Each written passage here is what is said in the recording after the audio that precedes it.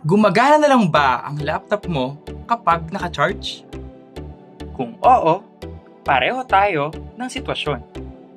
Nangyari lang ito bago matapos ang school year 2024 to 2025. Struggle nung nagtuturo pa ako noon at takaw sa oras dahil hihintayin mo pang magbukas.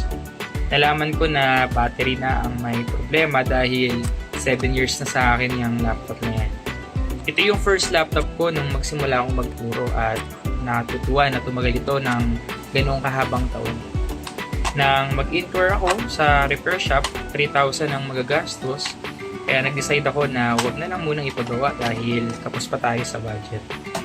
Napag-isipan kong umorder ng battery at subukan kong ako na lang ang magkabit.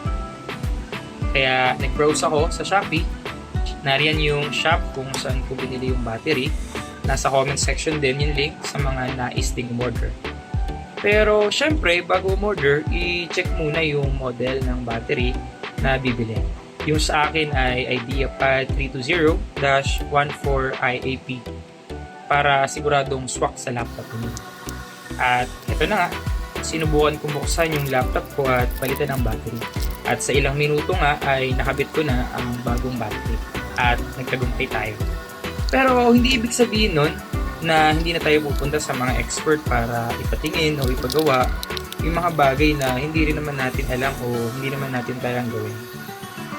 Minsan, kailangan din natin pag-aralan yung mga bagay-bagay, matuto at magtiwala na magagawa natin ang isang bagay, lalo na kapag medyo kinakapos tayo dahil hindi naman tayo pagagayaan ni Lord. He will save us at basta, lagi natin siyang alalahanin sa lahat ng pagkakataon. God will make a way. Kaya, thank you, Lord.